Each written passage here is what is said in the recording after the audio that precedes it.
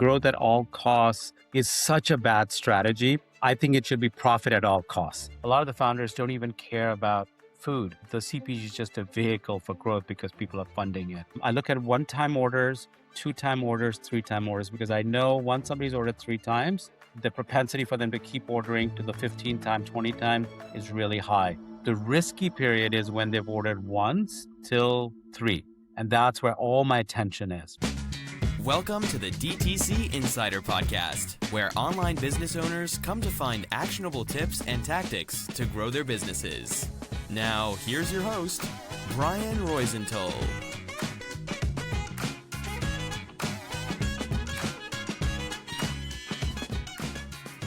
Hey, welcome to another episode. My name is Brian Roisenthal, and today I'm joined by Arshad, founder of Amrita. It's a great company. I've been following him for years on LinkedIn, as I was telling him before recording. And if you don't follow him, of course, by the end, we're going to give you his social media handles, but it's amazing, and it will be an amazing episode and different from the previous ones, I promise. So stay tuned. Hey, Arshad, thanks for being on the show. Thanks, Brian. Thanks for taking the time to talk to me. Yeah, no, my pleasure. And likewise, I was telling you offline that your content is different, but it's not even about your content. It's what you value about building and growing a business is different than what I see in most people I talk to, or I work with, or I read about online, right? So why is that? Why do you think that happens? And for context, for people who don't know you or doesn't follow your content, you don't speak about the latest AI trick. I mean, there's nothing wrong with AI, but the latest AI trick or thing they can do, the AI creatives they can implement. You talk about the fundamentals, or that's my opinion, doing the reps, excellence in operations, in real life connections, staying in touch with your customers. So why do you think more people isn't talking about it? Yeah, that's a great question. I came into entrepreneurship a little bit later in life. I had done corporate. I had done a lot of the things that I'd gone to school for, so entrepreneurship to me was really taking an idea that came out of a personal need and finding a market for it, delighting customers with the product, and then building the business. And, I started in 2013. And at that time, the CPG industry was very different than where it is now. That time, it was a bunch of hippies, people who really cared about food, agriculture, the way, the soil was being farmed. You know, uh, you didn't have gluten-free, you didn't have all these terms polluting this. It was all just clean food that was being made for people to consume, really simple transactions. You didn't have venture funding into the market at that time. And I think these are people who were very happy making product, taking it to a consumer, getting money for it, and then reinvesting the money into the business. And what I've noticed in the last maybe 5 years or so is CPG got an influx of venture money, and it has completely changed the narrative of a lot of founders in the industry, where they're really in it to exit and they're trying to grow at an unnatural pace with money. So a lot of the founders don't even care about food. The CPG is just a vehicle for growth because people are funding it. And that's it's a tough situation to watch, because you want your colleagues or you want your friends in this space to be doing things for the right reason. Like they really, really care about why they're selling a gummy, right? That has greens in it. Not, I mean, not to there's a big DTC example of a big company selling gummies that went to a couple $1 billion exit in 2 years. And Unilever that's and yeah, the it's Unilever, Yep. It's yeah. crazy. I mean, nothing to take away from the brilliant execution that that guy and his team did. Amazing. Like he's a operator. Very few people can operate and execute as well as he did. But, in the old days, people could not get to $1 billion exit in less than 20 years or something, because they were just building step by step by step, right? And it's very interesting how things are today. So I just take a different approach. I take a more of the old school approach. Like you build really amazing product first and foremost. You delight the customer. You make sure your repeat customer rate is really, really high. Otherwise, you go back and fix the product as to why the customer is not buying over and over again. And then you figure out every channel that you can get to the customer in the most efficient way. right? For us, it happens to be D2C, but for some other people, it's retail. And then you just rinse and repeat that because I think even I've done it for so long, I'm still a novice in what I do, right? There's so many things we can learn. So I stay super excited about the industry that I'm in. Do you think that it's not better or worse, but do you think that brand founders who started the brand after the pandemic operate drastically different than the ones that started before and value different things? I think after the pandemic, the cash dried up a little bit, right? Maybe, maybe not. I think there were some big changes in buying behavior, especially in the snack business. Like the snack business dropped about 30% during COVID because people were not snacking, they were staying at home, right? So a lot of the snack companies struggled during COVID. On the other hand, there were some companies that just exploded, like, the baking companies or the bread mixes, all that. So I think different part and e-commerce exploded too, right? So a lot of stuff, a lot of changes happened. Some people were observant of the changes and jumped on the right ship. And that's, you can debate whether that's right or wrong, but if they enjoyed it, that's great. But I think there was a fundamental change in, like I was talking about earlier, where money was coming in and then money just dried up. And and a lot of the people were left high and dry because they started the business with the assumption that somebody was going to fund them for an exit, right? They were building a business similar to Amazon, where it was like profit was not the lever, growth was the lever, and everybody knew that, including the investors. And then the investors pulled the rug out and said, "We're not going to fund you anymore if you're not profitable." And to me, that's not correct, right? You funded them because of growth, and then you change your ideas along the way. But a lot of companies in CPG were impacted by that change in the way the funders were thinking. And a lot of those businesses went out of business because their fundamentals were just not there.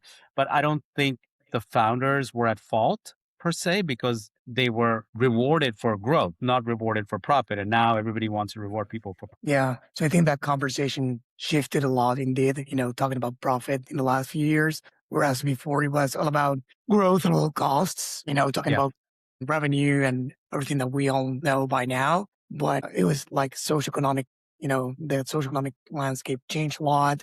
The technical landscape changed a lot as well, and the privacy issues with Yeah. Meta after 2021 or iOS 13. Many things happened, and now it's not growth at all costs or getting new customers only. It's focusing on retention. But retention, it's such a vast word, right? But it's so important. Of course, new customers are important, but that's only a fraction or one part of the company, one leg, let's say.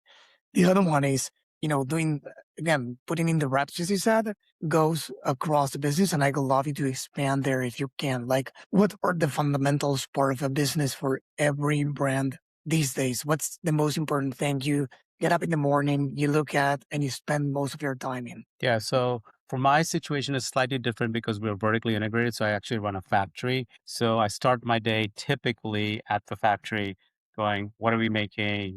Make sure everybody's up and running, doing that well. And that's been only about 6 years in the making. Before that, we were using co-manufacturers to do that. And I went into the factory partly because I wanted to get dirty with my hands and make the stuff. And so that was just a personal desire. That in turn has turned out to be a real economic value adder because our cost of the goods have been dropping the more we optimize the factory. So it's really, really helped us be more profitable. From a business perspective, it's been the best thing we ever did.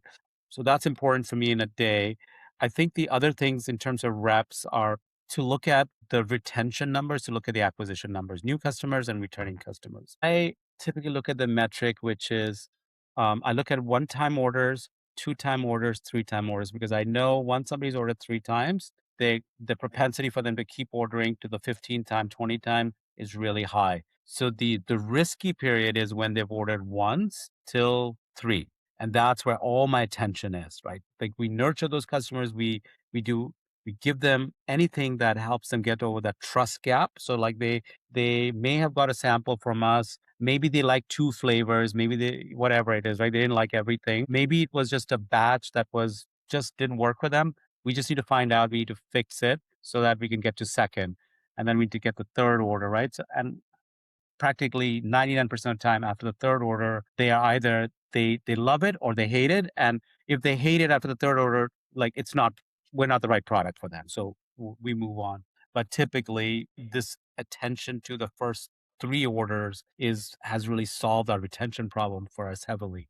And then obviously, I spend a lot of my time now thinking about what is unique to the direct to consumer channel, right? I think there's so much noise in the market with AI tools, with, all these people trying to sell you low cost services at volume, right? Everybody talks about volume. At the end of the day, I think what matters the most to the consumer is, do you care directly one to one about them, right? So we spend a lot of our time one to one with customers, right? So let's say our goal is to add 1,000 customers per month to our acquisition. We will basically say, ask 500 of our existing customers, will they recommend 500 friends? Because we know that word of mouth is so important.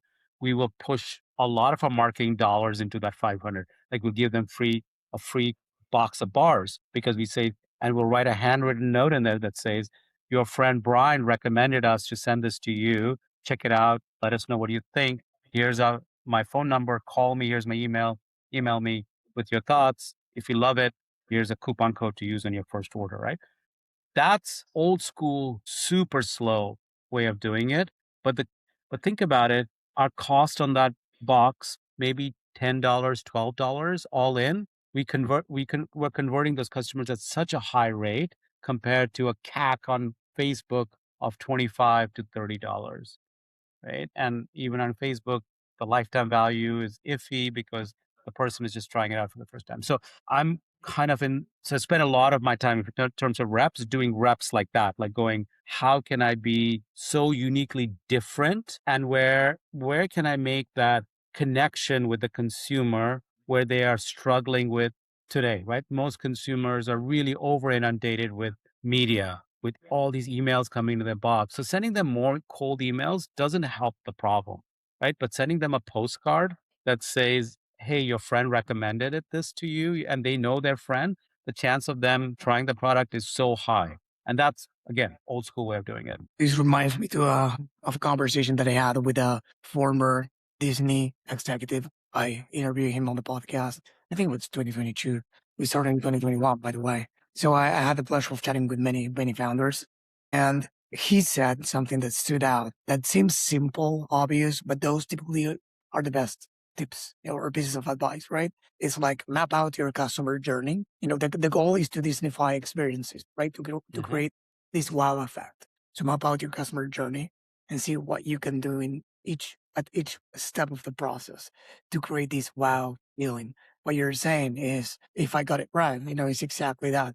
Don't send a cold email. Just, be intrusive. And something else that, I wanted to highlight just or emphasize just in case some people didn't notice what you said is that you didn't just speak about ads. When something's not working or you want to improve, you try to test multiple variables, including one that is really forgotten or typically forgotten, which is the offer, Yep. right? The offer is so critical, right? I think this is actually something I've learned from the big operators like Grunts and Hollow and these people, right? It's all about the offer. Yeah, the product has to be good. But if you look at Hollow that sells socks, come on, so many people are selling the same socks right now. How are they at whatever, 40, 50 million? It's because their offer is freaking amazing. Right. And I think that's one thing that's really interesting about D2C that I am so excited about because I'm a student of marketing and I go, D2C is evolving so fast all the time. And the beauty is that it's evolving in public, right? These guys are talking about what they're doing. You just have to find out where they're talking and go learn. It's like a masterclass that's happening constantly. And there are so many of these companies that are growing at a rapid pace where they're doing everything correct. And you just go and listen to what they're doing, come back, do a test application in your own business. 9 or 10 times it works. And I think that's where we're living in this really beautiful economy right now, where I don't have to pay a D2C broker to tell me what to do. I just have to spend my time listening to the experts of what they're doing, because a lot of times they are doing it and then showing the results. And so It's a very unique feature in D2C that's not as common in retail or other places. Yeah. One thing someone who builds in public too told me here on the podcast is, at least he applied these to his business, is that they, in order to grow to the next level, they kill the previous version of the company at every step of the way. Like, even things that are working. So this guy, for example, started at Etsy and he was doing great, but then he transitioned to something else. He killed that, and everyone was like, "You're crazy." And then he transitioned to something else and killed the second thing. Yep. So you might not be this, aggressive in every case, but have you ever done that or something Yep. similar? We've killed a lot of products. That's what we have done. So I went through the lens of margin, right? I said, now that I own manufacturing, I can clearly see profitability through operational lens, which is throughput. How many units can I make? What do these units sell for? What is my cost? Right? Simple equation. And I go, there's nothing for me, there's nothing better than doing protein bars. It's the highest lever. But a lot of my customers got used to us making protein oatmeal. They love it. I constantly get emailed, and we don't make it anymore because it's not efficient. We don't make as much money on it. We're going to bring it back because it's a really good upsell item where somebody buys bars and they can add, so our AOV can increase. But I know that there's nothing today that I can make that has higher margin than bars. And so I cut out everything else. Right? And I said, I know the industry in bars is huge. People like what we're doing. We're just going to continue going that. I also did cut out a lot of channels, just like you say, your previous person on your podcast cut out Etsy. We were doing a lot of similar things. We just, it's a great example is I've got this guy who is a broker for me for for coffee shops, and he's just old, really, really old school. He refuses to use the internet, like texting me his orders. And I finally said, I can't, even though it was a couple thousand every month, it was just like inefficient, the whole process. And we shut it down. And so I think you're right. You have to protect your time, and you have to do the highest value things with your time. And that will require deleting a whole bunch of things that just don't match that equation. Right. I think there's a fine line between expanding product categories to grow, and between that and being a distraction. There's a fine line between distractions and amplifying categories for growth purposes. There's no right or wrong, but again, as you said, you need to find whether it's one or the other for your company. I met so many founders, and some are successful with 1,000 categories, and some others, they sell one product type. For example, belts. They do multiple 8 figures selling belts. And I just said, back then, have you ever thought of expanding? And he's like, no, why? Like, this Yep. is like, we are optimizing and maximizing the value, as you said, for these categories. Maybe in the future, who knows? But for now, we are growing very well. So yeah, I guess the market changes a lot. Everything changes, but there's something more to this. And I think that, where I know that in your case, it's this way as well.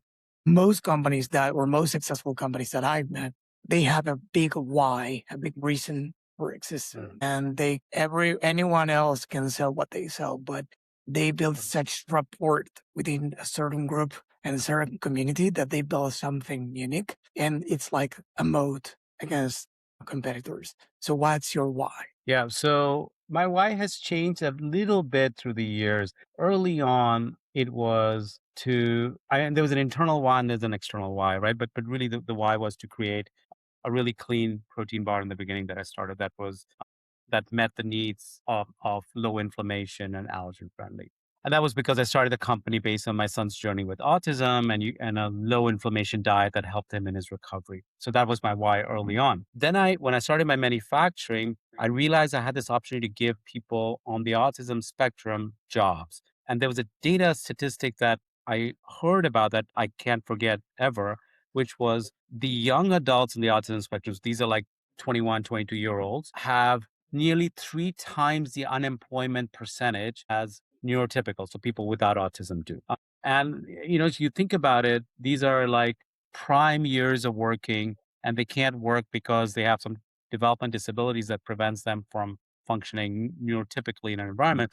And I knew right away that could give them opportunity in a manufacturing environment. So that became a big part of my why is really, and it started with autism with my son, but kind of like now threaded into autism as a at the facility level.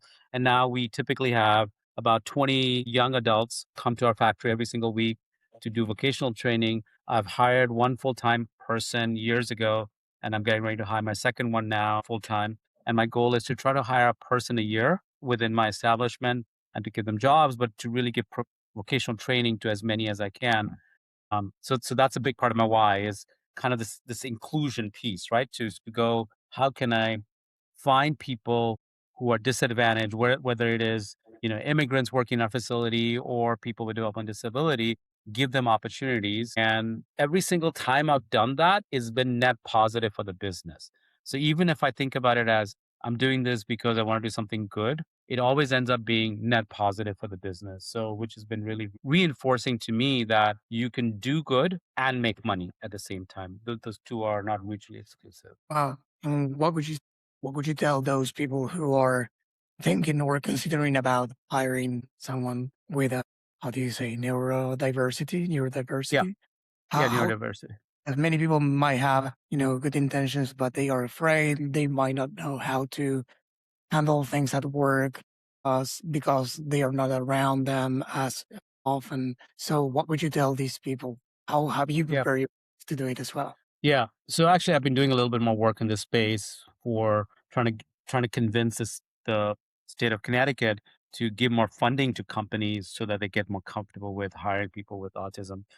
It really comes down to the fact that people with autism have certain skill sets that they are really, really good at, and then maybe they might be slightly below average on certain skill sets. And the thing is, in certain industries, these skill sets are super valuable. So manufacturing is a great example. So somebody with autism tends to be really, really good at following direction, especially repetitive direction. So if you're in manufacturing, kitting, anything to do with putting things together, somebody with autism will be like higher output any day. But at the same time, they might take their ramp up time might be a lot higher than a neurotypical person. So you just have to build in that extra bit of ramp up time. They tend to be very punctual, very they don't call out sick because they really like that repetitiveness of the job. So those are the things that I would tell people to watch out for. But I really, really think that there are so many people on the spectrum who are looking for jobs. And if you've got something that is at that level of kitting, shipping, manufacturing, connect with the local nonprofit, like ideally connect with school programs because all school programs have something to do with nonprofit autism programs, and they will bring kids over and they will do a lot of the work for you. And then you can hire out of that group if it works out well. That's great.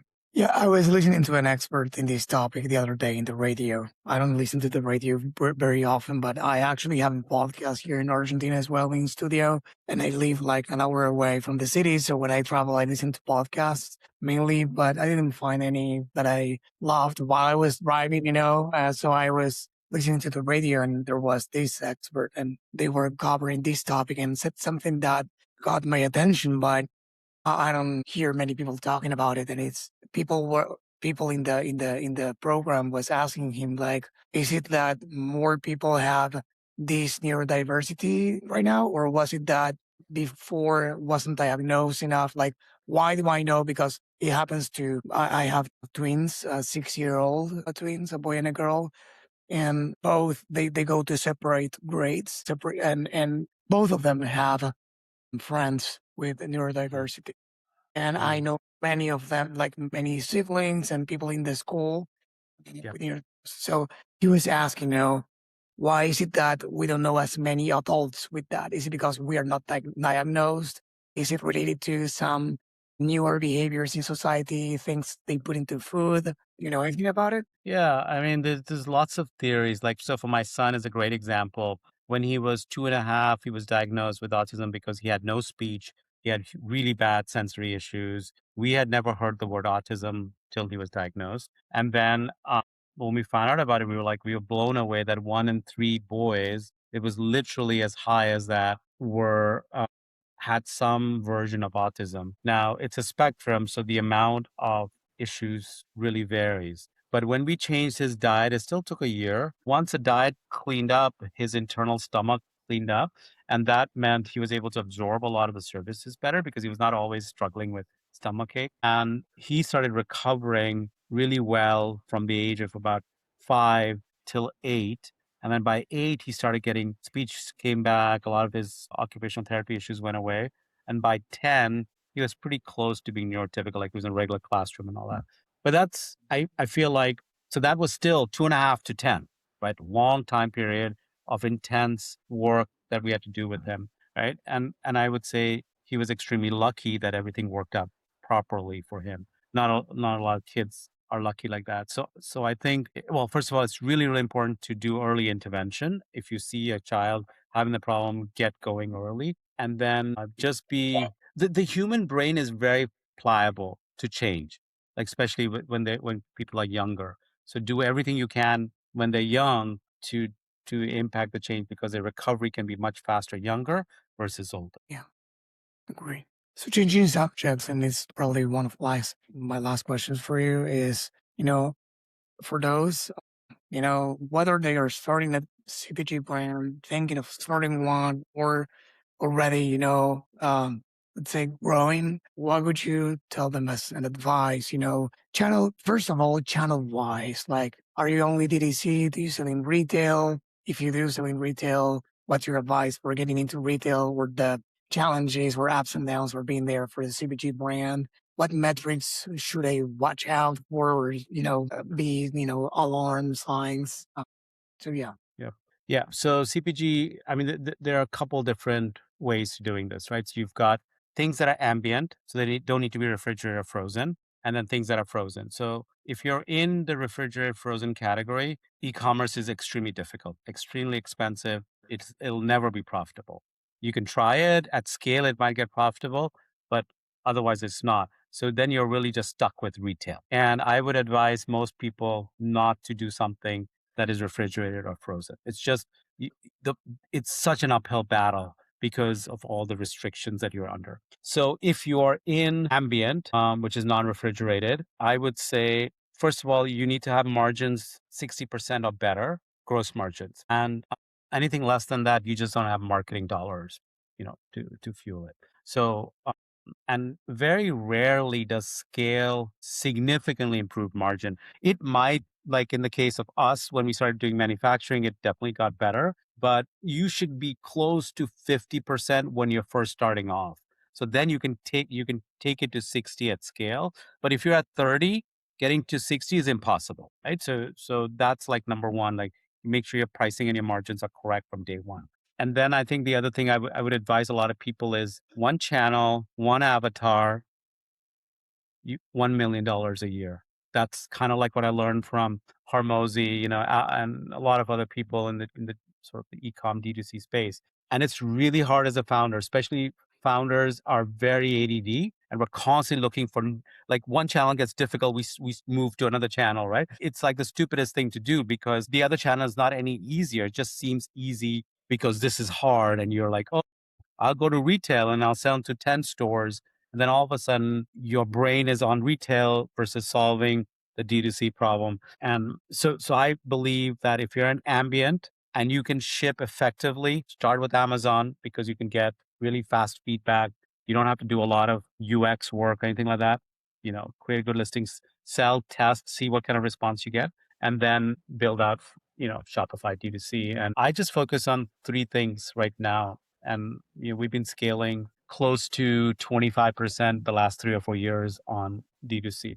And the way I do it has to be amazing product, has to be really good media. So photography, video, everything that tells a story has to be really, really good. Your margins have to be extremely good.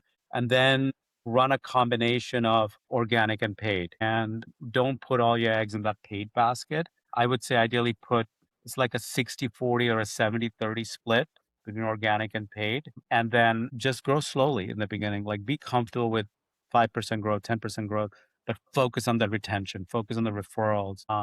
And it's interesting because if your paid starts working, that's that spigot can be turned on really fast. You can go from spending $1,000 a month on Facebook ads to 100,000 a month on Facebook ads very quickly once the ad starts working, once your CAC gets good, right? So, and organic doesn't scale as fast as that. So I think with paid, my suggestion to people is learn the signals of paid, like really learn how the media that you're putting into Facebook ad is getting a response from people. And the true response, I mean, Facebook gives you so much data. You can see from click-through rates to add to cart rates to checkout rates. Like you can see every way in the channel where things are bleeding, right? And then it gives you an opportunity to go fix that piece. Maybe it's your landing page that's could be better. Maybe it's your static was horrible, whatever, right? So that's the beauty of D2C is there's so much data that you can work off. So I always tell people start in D2C because if you started in retail, retail gives you no data back, right? Or they charge you for data back. D2C is giving you all this data constantly for literally for free. And I strongly believe that you could be $1 million a month on D2C for most CPG businesses, right? And then like, why do you need anything more? It's like if you get a $10 million CPG business running on D2C and let's say Amazon a little bit on the side, why do you need retail? Just just do that better and better and better. Right. And yes, you'll hit a ceiling at some stage, but my feeling is, and I have a very different philosophy, and then there's many other founders is why do you need to be a bigger than a $10 million business? Right? If it's a 10 million and you're at 15%, that's $1.5 million cash for the founder. Who the hell needs more money than that per year? So then you can have an amazing team. You can work less and less, and your channel risk is relatively low in D2C because unless all your stuff is coming out of Facebook ads. But if you have a strong retention program, a strong acquisition program, and a little bit of Amazon, you really spread your risk out pretty well. And so I that's my playbook. It's That like, you know, that's very true. I mean, each founder should think about their own priorities, but I agree with what you said specifically. I remember this client, we started working at the agency in 2022 and they were doing $2 million.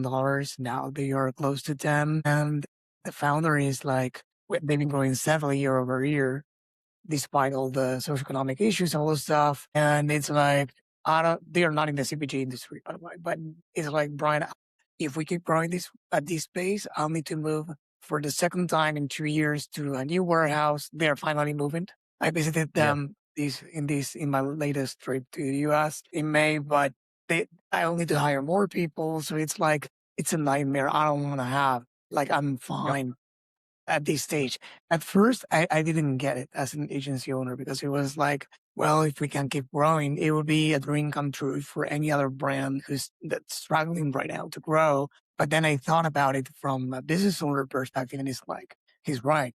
I don't want to add more team members too, right? So yep, yep. it's sorry, you wanted to say something? Yeah, no, no, no. I think that's exactly it. It's like the growth at all costs is such a bad strategy. I think it should be profit at all costs. And because it's like the CPG industry. I saw statistics the other day, and this was CPG and D2C, that the net margin was under 10%, 9%.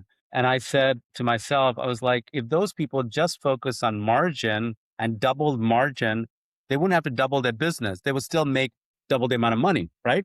So, but it's some of this is because the vanity metrics around growth is so big in this country versus profit, right? And also this whole thing about like what is enough? Like if you I start from customer side, not top line. I kind of start from the bottom up and I say, if I had 5,000 customers a month paying me $60 AOV, and I could increase that AOV to 7, let's just say, let's keep it at 60. That's a $5 million business, I think, somewhere the math works out. You run that business at 20% net, founder gets 10%, 10% goes to profit for oh shit days or whatever it is. Everybody gets paid really, really well. You've got a remote team. Everybody's happy wherever they are in the world. You're working 20 hours a week as a founder. That to me is nirvana. versus $100 million business where you're working 80-hour weeks. You owe money to venture capitalists. They are breathing down your necks constantly. And then you may exit, maybe you won't exit. It's just like, no, I don't need it. Like, so Well, I guess cycling takes a lot of time, right, to practice. yeah, yeah. Or just whatever, adventure, it's like, I'm good, but I probably not. It's not that I loved the book. I'm talking about the 4 Hour Work Week, the mhm, classic one. I didn't love the book per se, but I like the I don't know if you read it, but the fisherman's story. For yeah, those who didn't yeah, read it, 100%. Yeah. it is basically like somebody who was happy and returning home lunchtime and playing guitar and sleeping, taking naps and staying around friends, family. And then a student from Harvard or somebody vacationing in Mexico, I think it was, told Yeah. these fishermen, like, if you do things better, well, in a few years, you can be a millionaire and do whatever. And then for what? Well, you can get home early, take a nap. So I really value things as well. In a few 1 hour, 2 hours from now, my kids, we are 1 hour ahead of EST. So at, let's say, 4 p.m. here, they get off, first grade. I go to school. I pick them up, and I don't have to. My wife already does that. She works as well, but she takes the time, and we both go whenever we can and take them to practice sports because that's life. But for others, it's not, and that's fine. They want to, the hustle culture, keep doing it until midnight and having a bigger business, and that's fine for them. Yeah. But it's not Yeah. only about forever. Yeah, I think it's completely okay for somebody to work long hours if they enjoy it. I think my point in a lot of my LinkedIn posts is that there's another way, right? And the other way is to focus on the customer, to focus on margin, and to focus on retention, and all of that will get you the amount of money you need to live and not have to work insane hours, right? So you start back with, I need so much money to live. How can I make this money in the quickest, most efficient way, in a way in which it doesn't erode my soul, makes me happy, and all that? And once you've made that money, it's like, stop working, like go enjoy life, right? And I think so many founders, I was in the same boat for years, just keep working, because we've been sold this narrative that growth at all costs is the right answer. And so anyway. Yeah, Arshad, it was great having you here in the podcast and happy that we finally did this interview. Is there anything else that I didn't ask you that you'd like to tell the audience before I go? Well, I mean, they should listen to your podcast because I listen to it a lot. So I appreciate that. Number one, and I think the number two thing is that doing good and making money is very possible, especially in today's versatile economy. And I think the last thing is that, people should always keep upskilling themselves, right? So we talked earlier about AI. Like, yes, maybe AI is not the salvation for a lot of companies, but I want to learn what it is. So I spend my personal time, on a weekend instead of doing work, learning AIs because I'm just interested in it, right? And I think we live in a fascinating time now where there's so many interesting things happening in the world. And so it's like, be interested in what's happening and versus just your business. 100%. Yeah, 100%. But there's a difference though, right? Be interested in what's working, but don't neglect the fundamentals and the foundations Sure. of it. Yeah. Yeah. Absolutely. Amazing, Arshad. So for everyone listening to this, first off, thank you. Second, if you want to, follow Arshad, where should I go to follow you and Amrita? Yeah. LinkedIn is great. It's like my personal diary. I'm writing there quite often my posts. So LinkedIn is Arshad Ball on LinkedIn. Great. We'll post and include everything in the show notes. So if you go to the ddcinsider.com and then hit the podcast tab, you will find the interview, and there you will see all the show notes, including all the social media handles as well as the website. Arshad, again, it was a pleasure having you here. Thank you. Thanks, Brian. This episode was brought to you by BSR Digital. We help DTC brands grow through paid ads and email marketing campaigns. If you'd like us to help your business grow, head on over to bsrdigital.com and schedule a call with us.